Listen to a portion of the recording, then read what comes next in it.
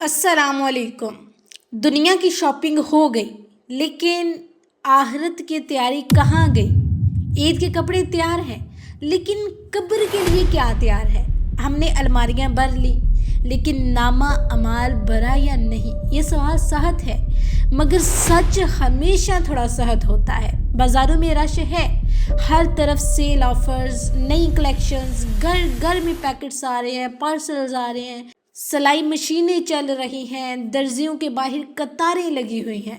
मगर सवाल ये है कि मसाजिद में वो रश क्यों नहीं, कुरान के गिर्द वो हजूम क्यों नहीं, और सजदों में वो आंसू क्यों नहीं?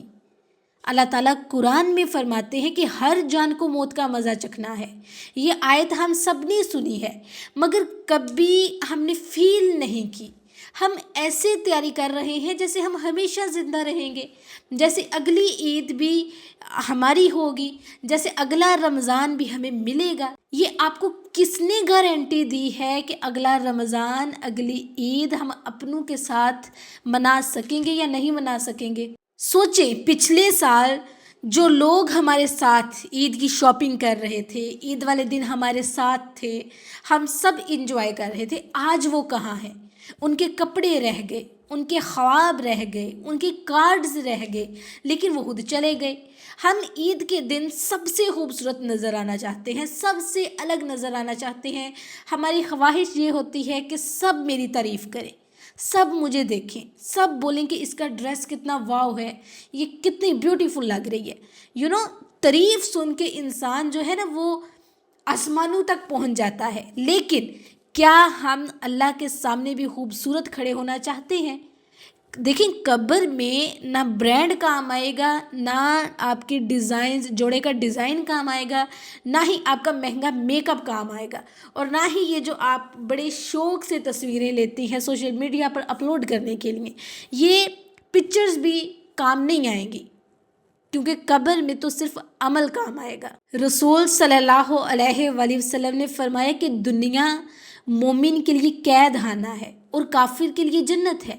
अच्छा, अब हमने क्या किया है? हमने इस कैद खाने को इतना सजाना शुरू कर दिया है, इतना तैयार करना शुरू कर दिया है, अपनी दिन रात इस कैद खाने पे हम लगा रहे हैं, लेकिन हम असल जन्नत भूल गए हैं।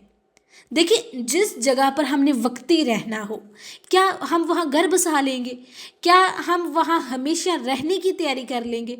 फॉर एग्ज़ाम्पल कि आउट ऑफ कंट्री से हम आ रहे हैं, रास्ते में हमें स्टे करना पड़ रहा है, और जहाँ हम स्टे करेंगे, क्या हम वहाँ महल खरीद लें, हम वहाँ अपना कारोबार बना लें, हम वहाँ बिल्कुल ऐसे बैठ जाएं जैसे हमने यहाँ ही रहना है, जबकि ये तो हमारा स्टे है, हमने अपनी मंजिल तक पहुँचना है। सेम ऐसे ही हम आखिरत को भूल गए हैं और इस कैद खाने को हमने अपना घर समझ लिया है। इसी तरह हम बच्चों को क्या सिखा रहे हैं कि बेटा ईद पर नया लिबास ज़रूरी है, लेकिन क्या हमने ये सिखाया कि बेटा फजर कितनी ज़रूरी है, बेटा कुरान कितना ज़रूरी है, बेटा सच ज़रूरी है?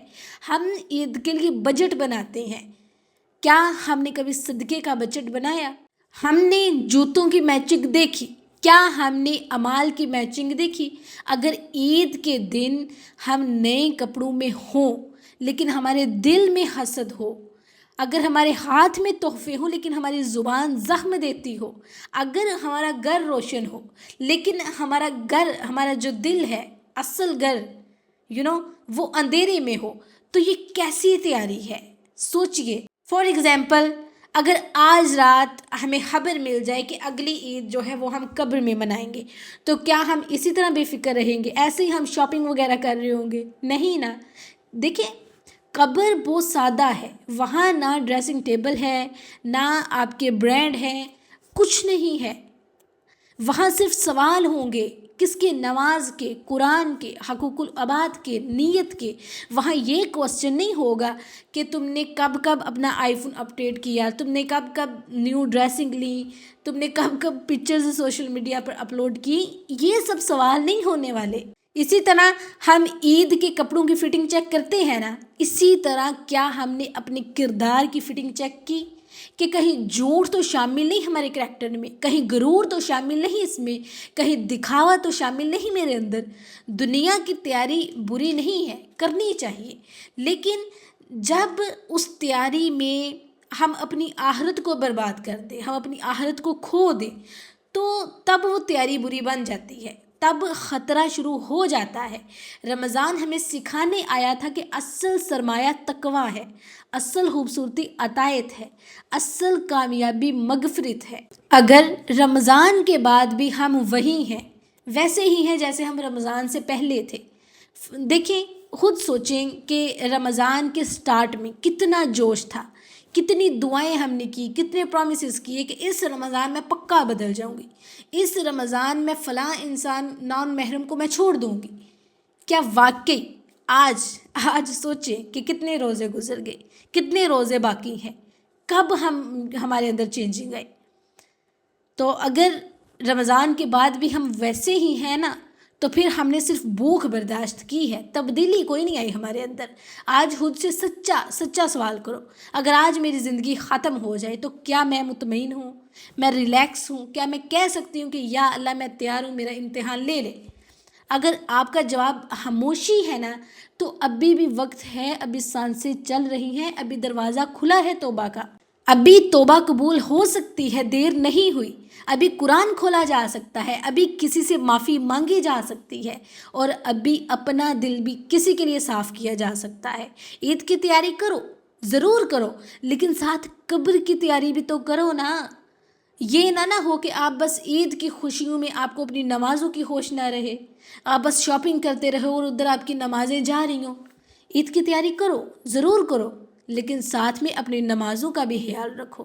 نیا لباس لو، لیکن ساتھ اپنی نیت کو بھی نیو کرو، اپنے گھروں کو سجاؤ لیکن اپنے دل کو بھی سجاؤ، مہمان بھی بلاؤ لیکن اللہ کو ناراض نہ کرو، کیونکہ آخر میں عید کا دن چند گھنٹوں کا ہے، مگر قبر کی رات بہت لمبی ہے، نہ ختم ہونے والی ہے۔ ہم نے دنیا کی شاپنگ مکمل کر لی، اب آخرت کی لسٹ بھی مکمل کر لیتے ہیں، کہیں ایسا نہ ہو کہ عید کے دن ہم خوش ہوں اور قیامت کے دن ہم افسوس میں کھڑے ہوں۔ میں دعا کرتی ہوں کہ یا اللہ ہمیں دنیا کی چمک میں اندھا نہ ہونے دے، ہمیں ایسی عید دے جو تیری رضا کے ساتھ ہو، اور ہمیں اس دن کے لیے تیار کر دے جس دن نہ مال کام آئے گا اور نہ اولاد، صرف صاف دل اور سچے اعمال کام آئیں گے۔ آمین یا رب العالمین۔